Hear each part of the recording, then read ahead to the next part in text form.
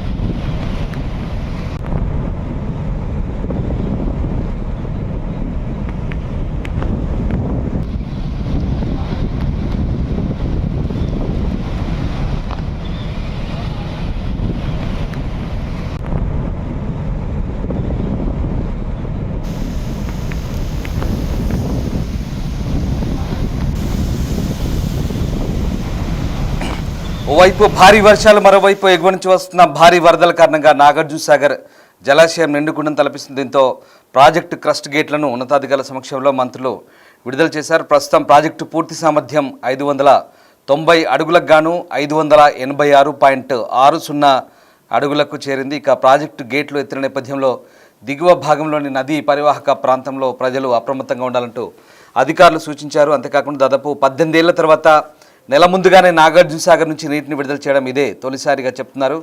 ఈ నేపథ్యంలో ఒక్కసారిగా సాగర్ గేట్లు ఎత్తడం సంతోషంగా ఉందంటూ మంత్రులు చెప్తున్న పరిస్థితి కనబడుతుంది. అటు ఎగువన కర్ణాటక, మహారాష్ట్రలో కురిసిన భారీ వర్షాలతో కృష్ణా, గోదావరి నదులకు భారీగా వరద వస్తుంది.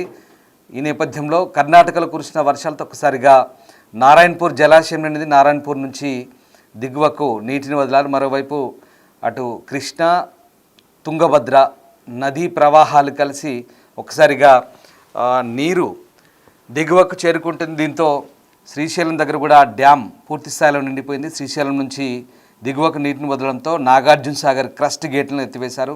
అయితే చరిత్రలో ఎన్నడూ లేని విధంగా 18 సంవత్సరాల తర్వాత తొలిసారిగా నెల ముందే నాగార్జున సాగర్ గేట్లు ఎత్తివేయడంతో ఒకసారిగా పర్యాటకులు కూడా సంతోషాన్ని వ్యక్తం చేస్తున్నారు. దిగువ ప్రాంత రైతాంగం కూడా ప్రస్తుతం ఆనందాన్ని వ్యక్తం చేస్తున్న పరిస్థితి కనబడుతుంది. ఆ దృశ్యాలు చూడొచ్చు. నాగార్జున సాగర్ పూర్తిగా నిండు కుండలా మారిన దృశ్యాలు మనం చూస్తూ ఉన్నాం. భారీ స్థాయిలో ప్రాజెక్టు గేట్ల ద్వారా నీటిని దిగువకు విడుదల చేయడంతో ఒకసారిగా నీరు దిగువకు వెళ్తున్న దృశ్యాలు మనకు కనబడతా ఉన్నాయి. దీంతో స్థానిక రైతాంగం అయితే ఆనందం వ్యక్తం చేస్తుంది. మరోవైపు నాగార్జున సాగర్ గేట్లు ఎత్తడంతో చాలామంది పర్యాటకులు ఆ ప్రాంతాన్ని సందర్శించేందుకైతే వెళ్తున్నట్టుగా తెలుస్తోంది. ఇప్పటికే నాగార్జున సాగర్ గేట్లు ఎత్తడం ద్వారా దిగువన లక్షలాది ఎకరాలకు సాగునీటిని అందించే కార్యక్రమానికి ఇక ప్రభుత్వం శ్రీకారం చుట్టబోతుంది. మరోవైపు రైతుల మొహాల్లో ఆనందం కనబడుతుంది. చాలా రోజుల తర్వాత అంటే తెలంగాణలో వర్షాలు పడినప్పటికీ వర్షాభావ పరిస్థితులు ఉన్నప్పటికీ కూడా ఎగువన కురిసిన భారీ వర్షాల కారణంగా దిగువకు వరదలు పోటెత్తడంతో ఇటు కృష్ణా, అటు గోదావరి రెండు పరివాహక ప్రాంతాల్లో కూడా భారీగా వరదలు చోటు చేసుకుంటున్నాయి. దీంతో ఒక్కసారిగా మన రాష్ట్రంలో ఉన్నటువంటి ప్రాజెక్టులన్నీ కూడా పూర్తిగా జలకలను సంతరించుకుంటున్నాయి. అందులో భాగంగానే కృష్ణానదికి పోటెత్తిన వరద కారణంగా గత నెల రోజులుగా జూరాల ప్రాజెక్టు గేట్లు ఎత్తివేస్తున్నారు. నెల రోజులుగా అటు నుంచి శ్రీశైలం డ్యామ్ గేట్లు కూడా పోయిన నెల కొన్ని గేట్లు వదిలారు కిందికి. కానీ నాగార్జున సాగర్ పూర్తిగా నిండిపోయింది ఇప్పుడు. దీంతో సామర్థ్యానికి మించి ఉన్నటువంటి నీటిని దిగువకు వదులుతున్న సందర్భం మనకు కనబడుతుంది. పూర్తిగా మొత్తం గేట్లను ఎత్తివేశారు.